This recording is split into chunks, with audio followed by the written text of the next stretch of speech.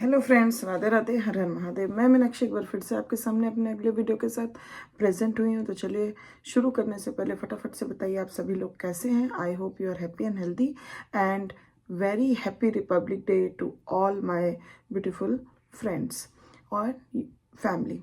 सो आज मैं आपसे आज का टॉपिक शेयर करूंगी।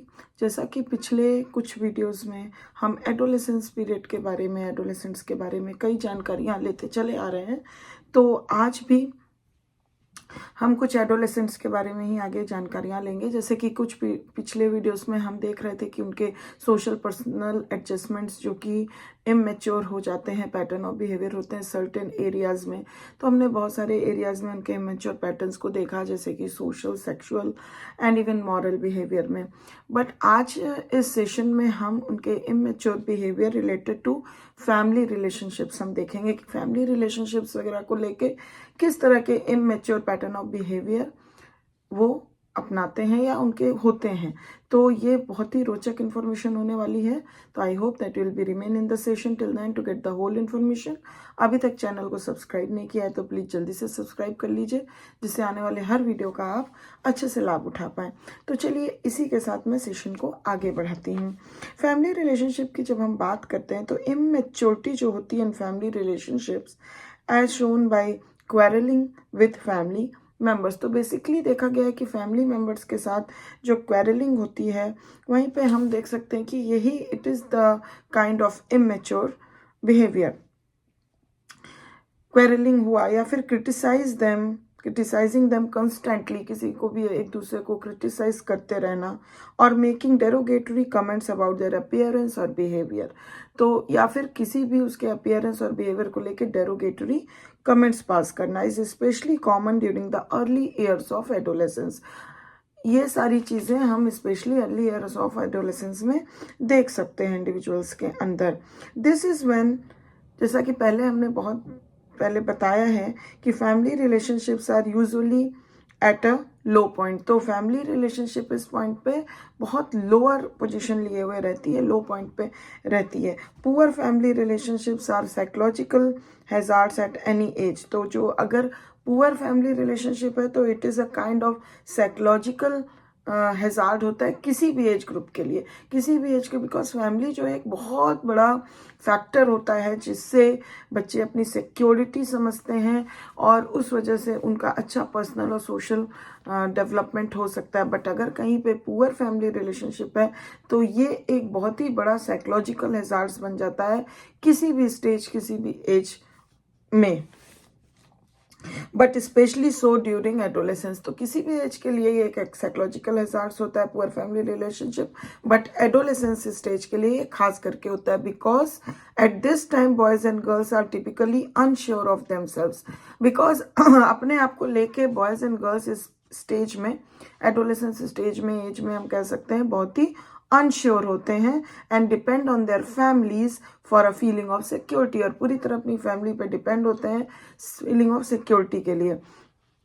इवन मोर इम्पॉर्टेंट अगर हम देखें, they need guidance and help in mastering the developmental task of adolescence. Even उनको बहुत अच्छा गाइडेंस और हेल्प चाहता है, सपोर्ट चाहता है, जिससे कि वो अपने इस एडोलेसेंस पीरियड के डेवलपमेंटल टास्क को बहुत अच्छे से मास्टर कर सकें, लर्न कर सकें। When family relationships are marked by friction, feelings of insecurity are likely to be prolonged. तो अगर कहीं पे हम देखते हैं, यहीं पे जब फैमिली रिलेशनशिप्स में फ्रिक्शंस होती हैं, प्रॉब्लम्स होती हैं, तो वहीं पे फीलिंग्स ऑफ इनसिक्योरिटी डेवलप हो जाती है और ये बहुत लंबे समय तक बन जाती है।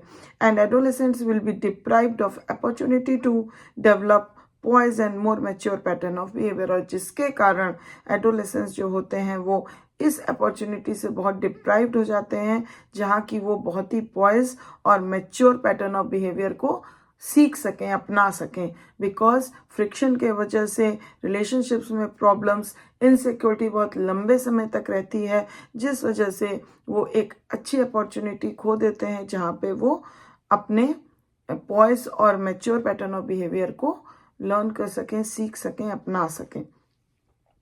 Furthermore, the adolescents whose family relationships are unfavorable may also develop poor relationship with people outside the home. तो अगर इसके आगे भी अगर हम बात करते हैं तो वो एडोलेसेंट जिसकी फैमिली रिलेशनशिप्स कंडीशंस जो है वो अनफेवरेबल है, वो ज़्यादातर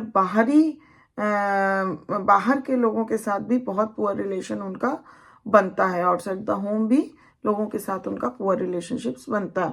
while all relationships, whether in adulthood or in childhood, are sometimes strained.